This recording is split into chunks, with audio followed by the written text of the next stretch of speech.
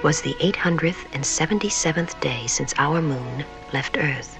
We were between galaxies, drifting through empty space, when Tony Cellini began to believe that he was closing for a second time with his mortal enemy.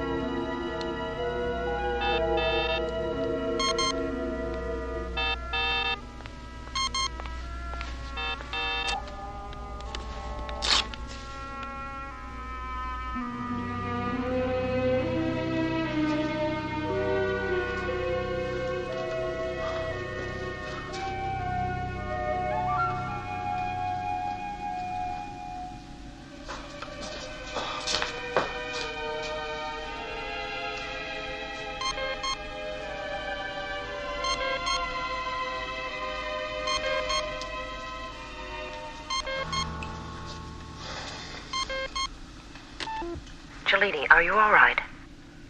Yes, I'm fine. Thank you, Doctor. Computer raised the alarm. Your pulse and metabolic rate had peaked into the danger zone. No, it was a dream. That's all. Just a dream. Anything traumatic? No, nothing. All right. If you need any help, I'm on duty tonight. Thank you, Doctor. Thank you.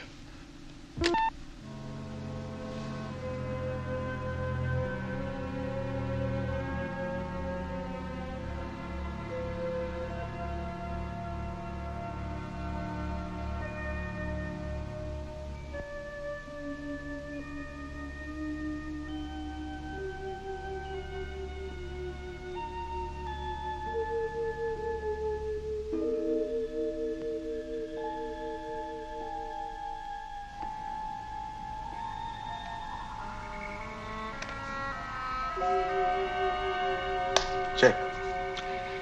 Been playing computer all day. I was hoping for a real game, Commander. I beat computer every time. Sure, you're programmed. Won't stop me beating you. Checkmate. Computer's probably angry because you insulted her.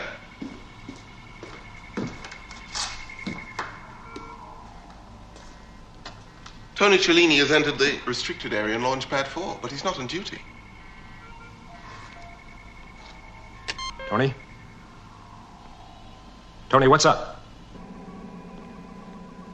Answer me, Tony. Cancel his comlock.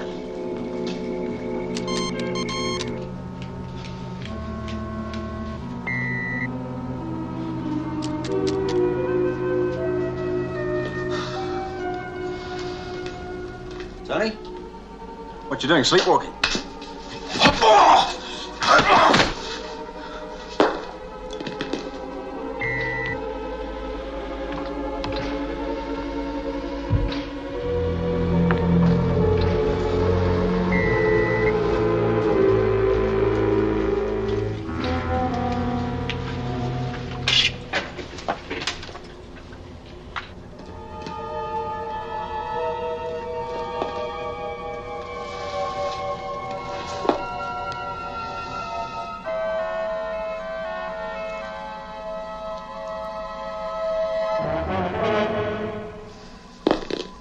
Medical to embarkation immediately. Kano, he's on board the standby Eagle using Carter's comlock. Stop him. The Eagle's on manual control, Commander. Computer can do nothing.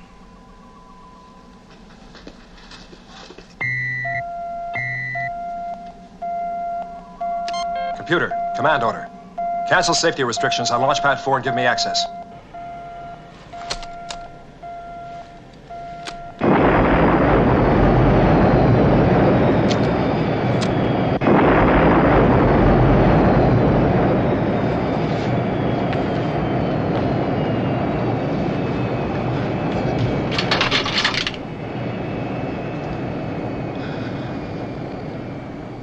Let me go, John.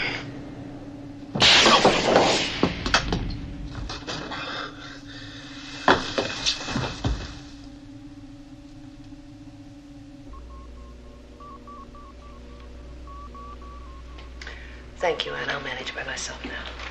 Night, Commander.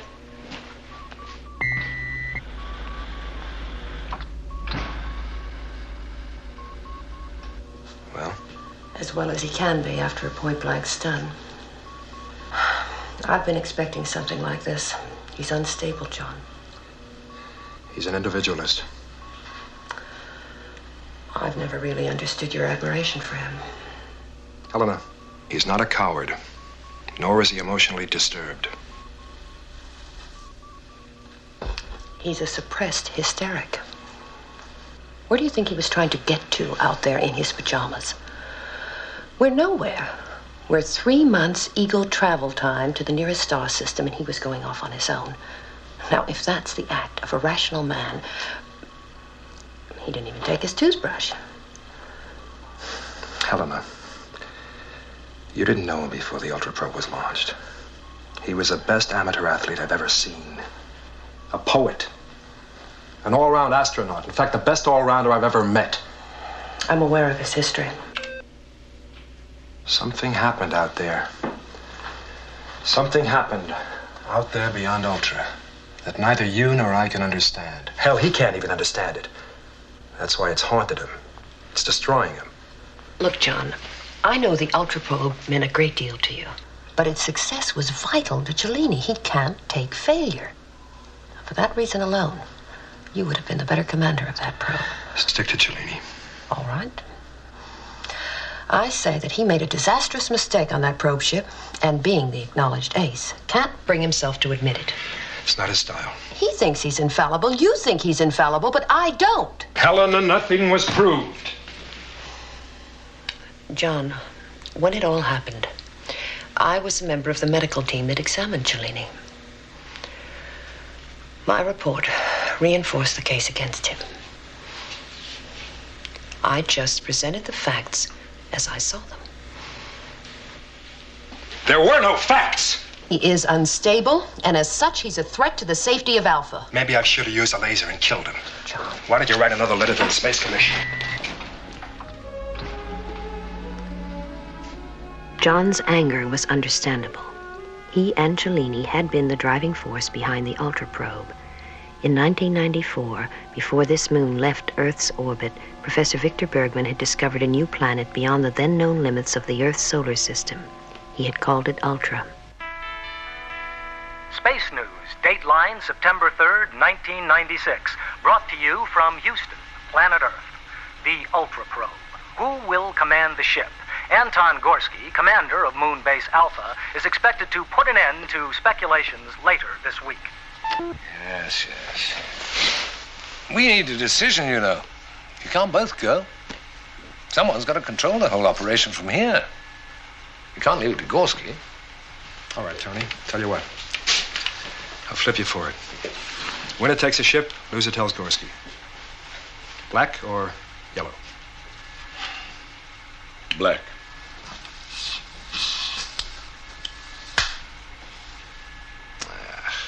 Well, the gods know the better astronaut. The gods know my foot. The gods know the best brains have to stay down here on Alpha. Still, I wish I was going. I take it that's it then. Yeah. That's it. The launch date for Ultra Probe was the 6th of June, 1996. Commander, Captain Tony Cellini. Astrophysicist, Dr. Darwin King. Radiation expert, Professor Juliette Mackey, and Dr. Monique Faucher is responsible for medical, dietary, and psychological well-being of the team. They were shuttled to the Interplanetary Space Station, where the Ultra Probe ship was docked.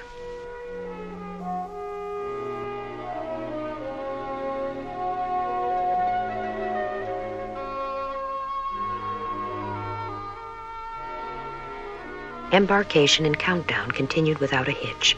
Launch took place at 1200 hours on schedule.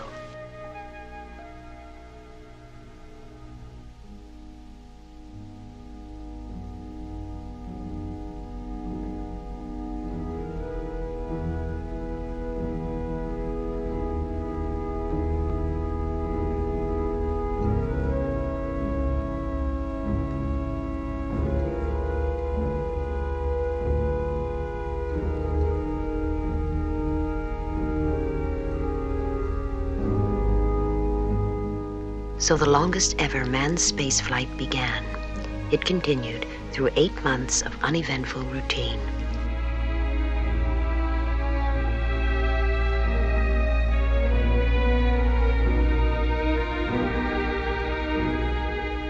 Nothing disturbed the measured pace of the voyage. No malfunction of the ship broke the monotony. Navigation was faultless.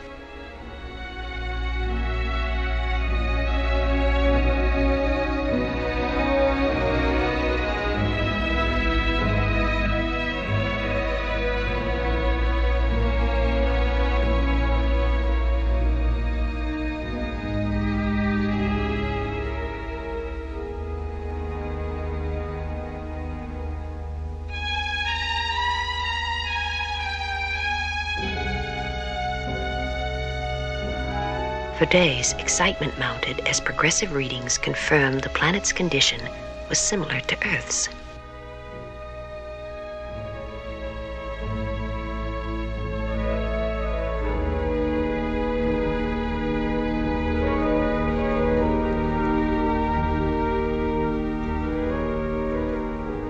Plans were made for a manned landing, but as the probe ship moved behind Ultra, all contact was temporarily lost with Moonbase Alpha.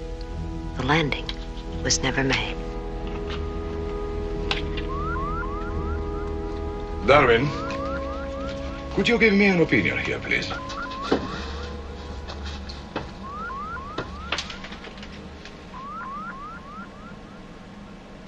Metallic, small and stationary.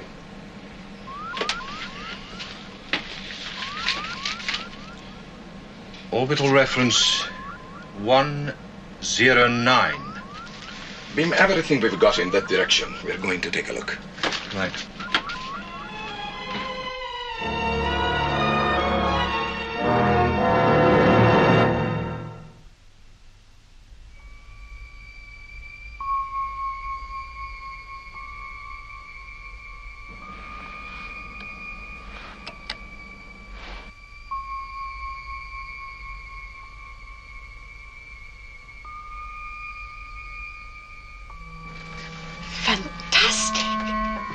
Where have they come from? What are they doing?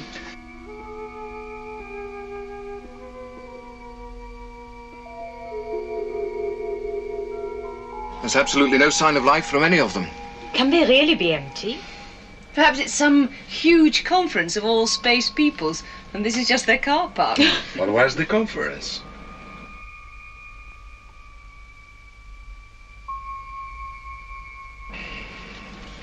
There's got to be someone around.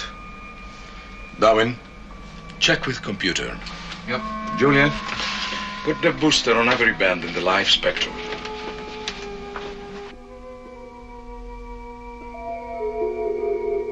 There are ships here that could make the dream of interstellar travel a reality. We could be liberated from our own solar system. All we need is someone to show us how it works. Still no signs of life? Absolutely nothing. It's like a graveyard. We'll dock. If computer gives us the all clear, we'll go aboard. Right.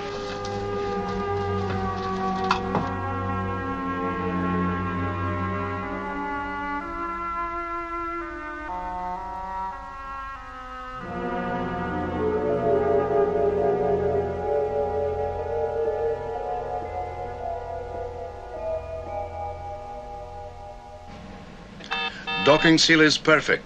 Atmosphere is safe. Temperature, 28 degrees. Radiation? 0.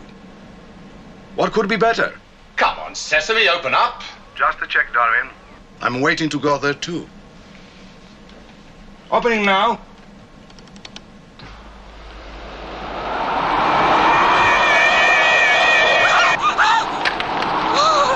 Close it, Tony! What is in?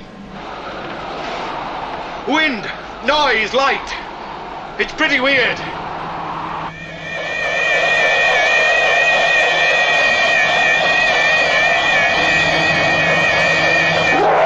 Close the rear doors! Close them!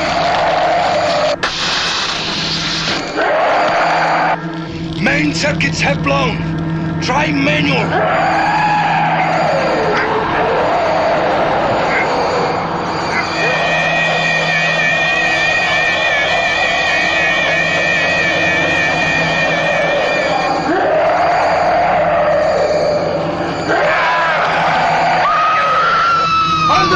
I'm coming through!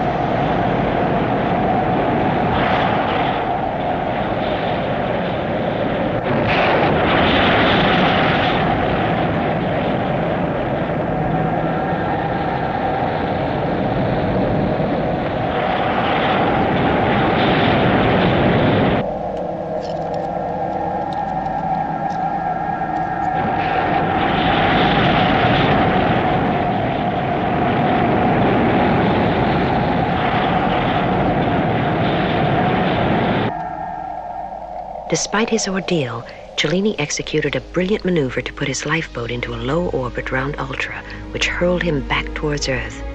He survived alone in that module for over 6 months.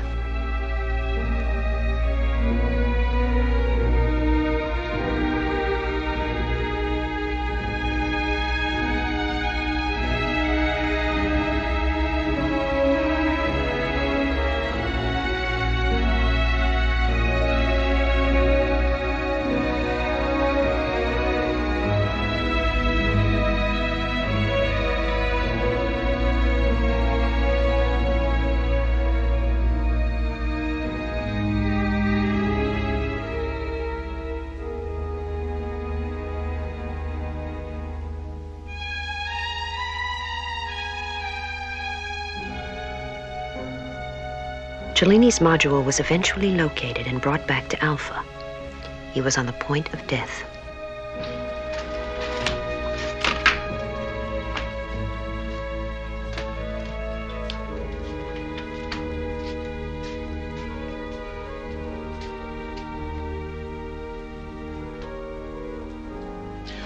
All right, take him to intensive care.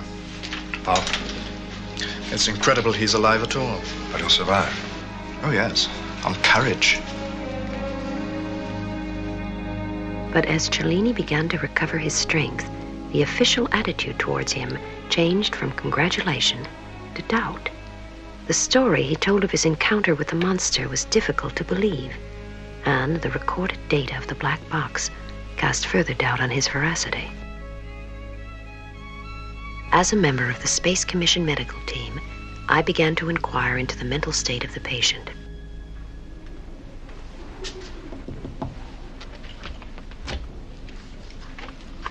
Captain Cellini. Yes? Dr. Helena Russell, Space Commission Medical Center. Welcome, Doctor.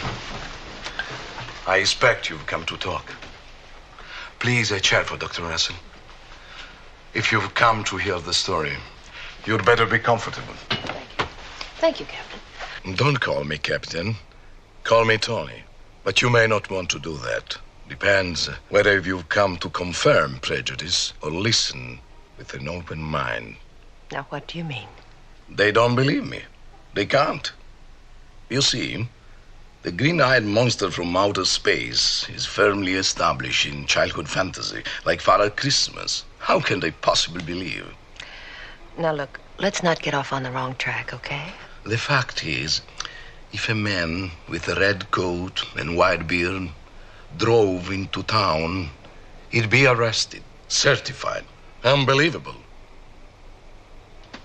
And that's what you are going to do with me and my monster, right? I didn't even mention the monster. But that's what you wanted to talk about, isn't it? Now, I don't have anything specifically in mind. I'm open to anything. Father Christmas, if you like. If you like, Doctor, you came to see me. Maybe in a while we'd get around to my sex life. All right. You seem fairly keen to talk on a wide range of topics. I want to tell you the truth, Doctor. I want to tell you that everything I've put down in my report is true. Tentacles, bloodsuckers, fire breath. The whole slimy, fantastic story is true. No wanderings of a sick mind. I'm absolutely certain of every detail I've put down. And if the black box data conflicts with my story, then the black box is wrong. Now, that is a somewhat surprising statement for a rational man. I'm not a rational man. And yet you want to be believed.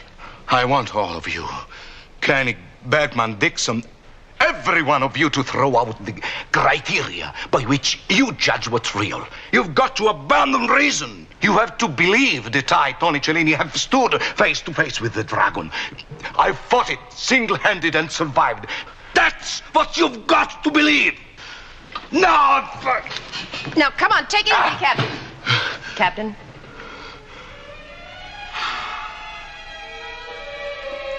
Please, believe me.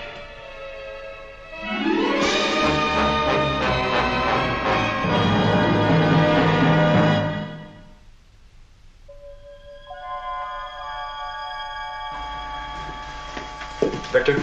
Bad news. There's going to be a full-scale inquiry. Commissioner Dixon has ordered us back to Earth. Their story is Tony bungled the decompression procedure, opened the airlock prematurely, and killed the crew. Well, that seems a logical explanation. Well, at least it's easier to believe than a monster, isn't it? Victor, if the black box didn't record the monster, isn't it conceivable there are life forms our instruments can't detect? Oh, yeah. It could have even jammed the black box. Just because we haven't experienced something doesn't mean it doesn't exist. No, but we're not likely to know that unless we go back for a second look. No, I think we've got to go back out there. In fact, I know we must. Those spaceships out there can save the space program billions of dollars in hundreds of years. And we know Tony wasn't fantasizing about those, because those contacts are clearly recorded on the black box. Yeah, but that's all they are. Contacts. How do we know they're spaceships? Must we disbelieve everything Tony says? No, of course not. But I mean, here's a man virtually come back from the dead. Only naturally he should have nightmares. It'd be unnatural if he didn't. Look, I refuse to let them dismiss it like that. John, I'm afraid the facts are that our probe was a failure and somebody's head's got to roll. So it's got to be Tony's. While the balance of his mind is disturbed. Well, I don't think it is. Not like they think. Unfortunately, it's Commissioner Dixon who'll be the judge of that.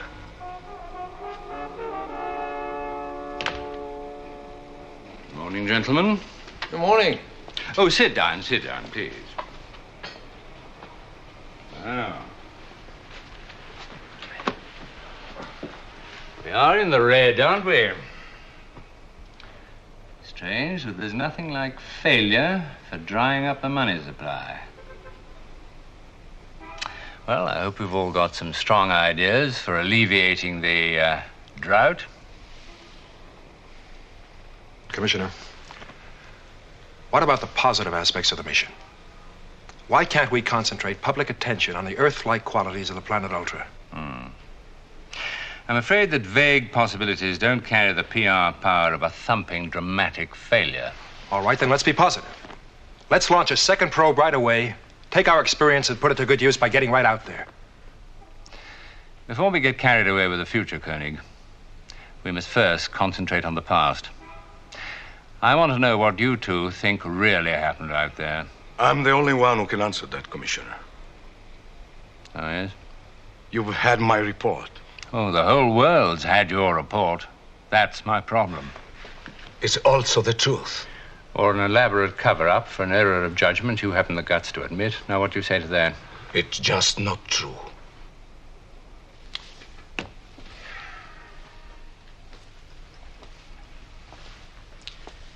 Now, I need to know what you two have to say. Do you believe in monsters? Well, I believe that whatever caused the disaster affected Tony's mind in some way which he can't recognize and we can't even guess at. Koenig? Commissioner, we know those ships are out there, and one of them is ours. What we should be asking ourselves is why they're there and what happened to them. We have a series of unidentified bleeps recorded from the scanner, that's all. As far as I'm concerned, this vision of a spaceship's graveyard is as much the product of a sick mind as a ghoulish monster. So please, let's keep with the facts. Now tell me straight, Bergman, what caused the interference on that tape? How can you say? Could be anyone. Could it be him? Well, yeah, Tony could have done it, although I can't honestly see why he should. As a cover-up. Why would he restart normal recording 4 minutes and 45 seconds later? Are you going to suggest the monster did it, Koenig? We can't dismiss that possibility. You surprise me, John. Commissioner, that black box recorded a breathable atmosphere inside that alien spaceship. The docking seal was intact. The moment the door was open, the recording stopped. Therefore, there is no evidence of death by decompression on that tape. What I'm saying, Commissioner, is that your case against Cellini holds no more water than his story does. Quite obviously, you're not concerned with your reputations. But mine is bound up with the future of the space program, and I'll do anything to save that. I'm afraid that I shall have to discredit this whole adventure. Now, Commissioner, you just can't scrap the Ultra Probe and ignore those ships out there. We've had a lot of success so far. We've learned a great deal about our solar system. We know what dangers to expect out there from black suns, neutron storms, radiation, and the like, but if we think we know everything that goes on out there, we're making a terrible mistake. Koenig, the reality of space adventuring is that it's terribly expensive. The chances come infrequently, and then only one at a time. I very much regret it, but I shall have to relieve you all of your posts. You for some suitable mental supervision, and you two to remind you both what it's like to have your feet on the ground.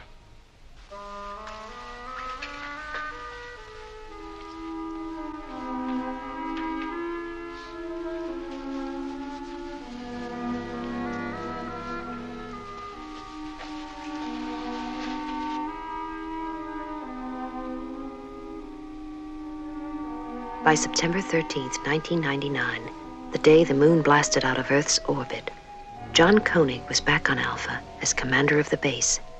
Victor Bergman, Tony Cellini, and I were also there. Memories of the Ultra Probe ship disaster were obliterated in our fight for survival until the night when Tony's nightmare revived all the old conflicts. You killed?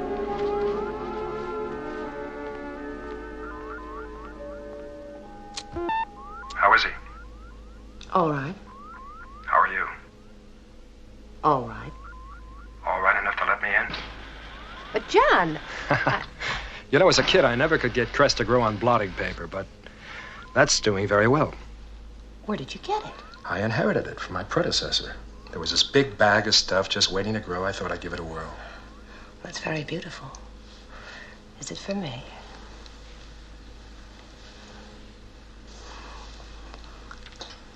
Thank you. You know, I must admit, I got a little help from the guys in the hydroponic unit. But I deserve some credit. What I'm trying to say is, I'm sorry I chewed your head off. Well, you're doing it in a very nice way. How's he? Much better. You know, I don't understand. It's 5 years since the Ultra Probe. Why should he break now? Because it can happen at any time, which is exactly why I recommended that he never be returned to Alpha. Helena, I requested it. Can I speak? Tony. Now, just take it easy. It's all right.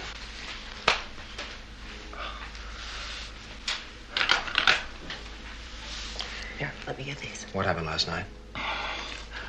I felt there was something. Where were you going? There's nothing around, nothing for billions of miles. You had a nightmare last night at 0347. Medical computer raised the alarm, and I woke you. Remember? It was nothing. Well, Tony, we found a tomahawk buried in the communications post in your quarters. Was it the monster? Then why now? What were you trying to do in the Eagle? Were you trying to run away from it? I was going to face it.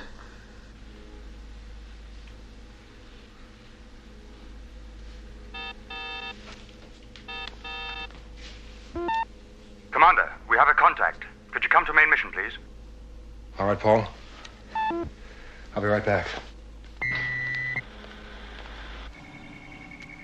John, something quite extraordinary.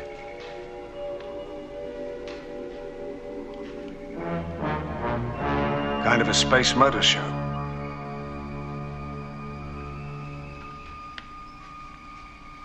Well, Victor? It's the same sort of thing Cellini described. The mission to planet Ultra.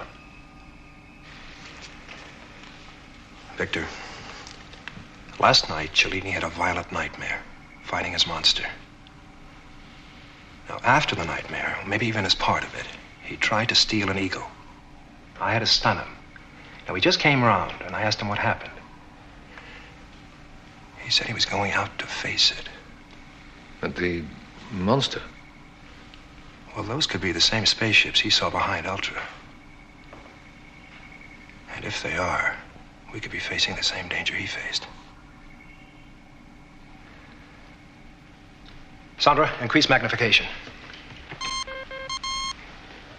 John, we're light years away from Ultra. Victor, this moon has moved, so could they. But the coincidence. Something triggered Cellini. Something we can't ignore. Carlo? Sir. I want computer to check the records, the flight records of Ultra Probe 1996. Now, the flight recorder picked up certain contacts similar to those. I want to know if they're the same. Commander, I have found it. The Ultra Probe ship is there. It's incredible. Yeah. So is Cellini's story about the monster. Alan, I want a docking eagle on pad 1 for immediate liftoff. I want an escort. 3 ships ready for action. Go.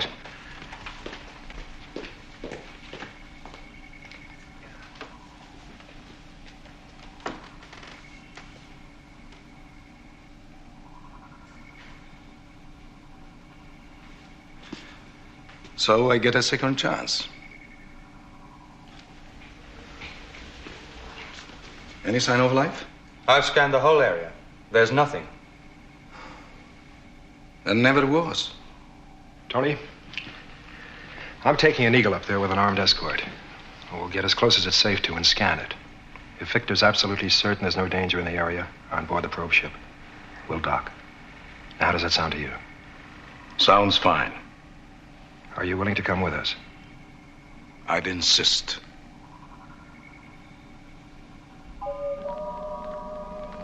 He's too calm. He's got a chance to clear himself after 5 years. I'm worried, John.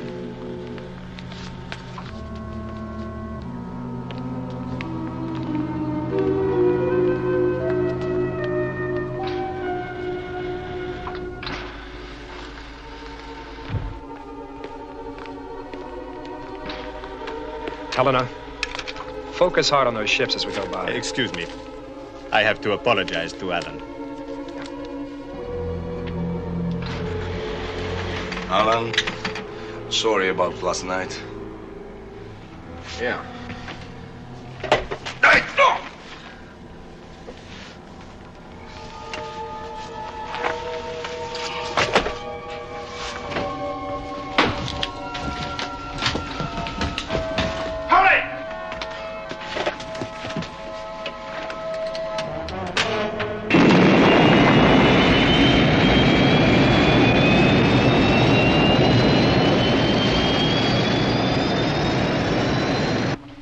Eagles 3 and 4, immediate liftoff. Follow Cellini in Eagle 1. Eagle 2, jettison your passenger module and pick us up at launch pad 1. Sorry, John, but it's my enemy.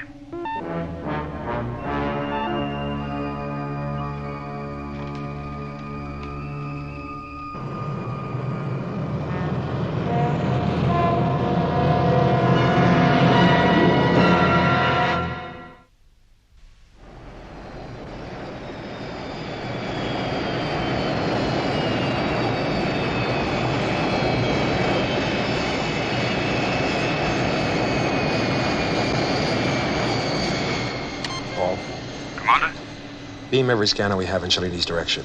If you find anything, let me know right away. Yes, sir. You think he's gone ahead to destroy the evidence?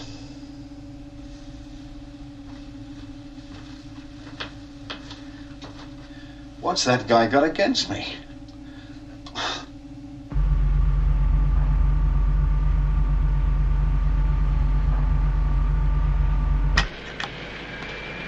Eagle 2 docked on Eagle 1, Commander. All right, take it away. Give it everything we've got.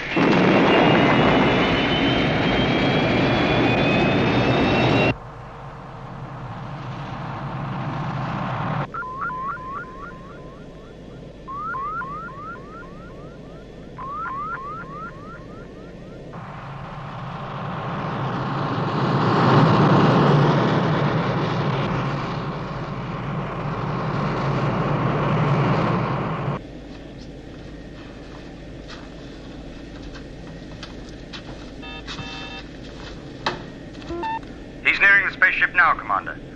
He's running about 6 minutes ahead of you. Thank you, Paul. He could dock the command module on the probe ship. The control systems are compatible? We've got the area scanned from here, from Alpha, and close-up from Eagles 3 and 4. So far, no life indications, no radiation, no energy field, nothing.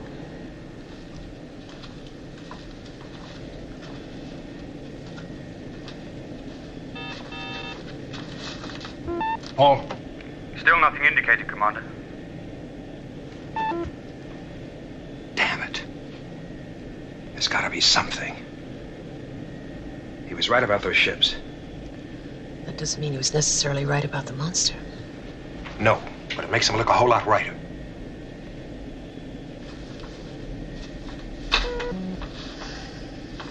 Victor? Sorry, John, but beyond the obvious explanation, I can't be much help. The obvious, then. Well, they do look somewhat like flies caught in a spider's web. Which brings us back to monsters.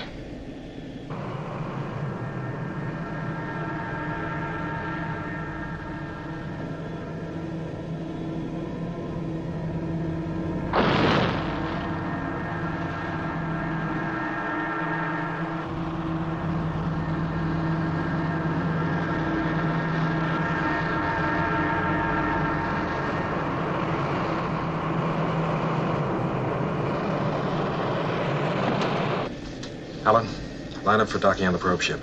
Make it as smooth as you can. John, we're getting life signs on the probe ship. Cellini's. If there was anything else, we'd be receiving it. Providing our instruments can read it.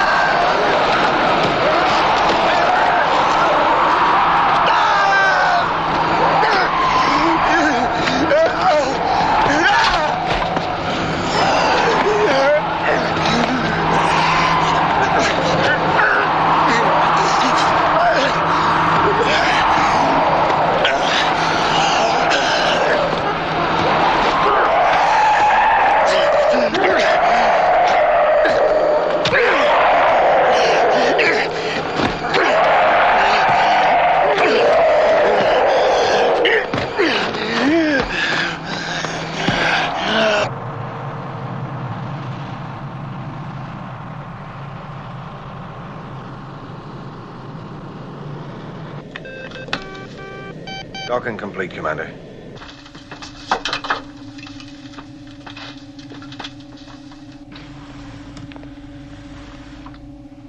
Helena, maybe you better stay here. Let's go.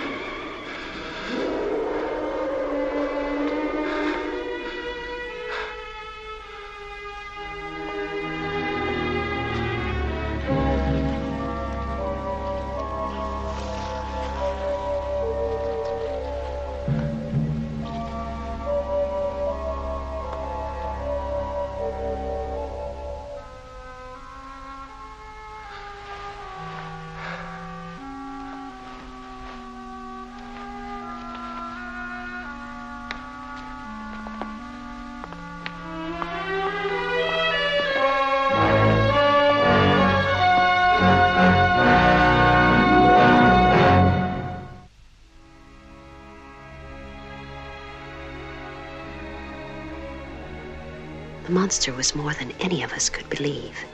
According to our criteria, it was never alive. So how could we be sure that it was dead? As we hurried back to Alpha, before our moon drifted beyond reach, we could only wonder about the astronauts of those other fabulous ships. All we know about them is their terrible fate. The fate of Tony Cellini.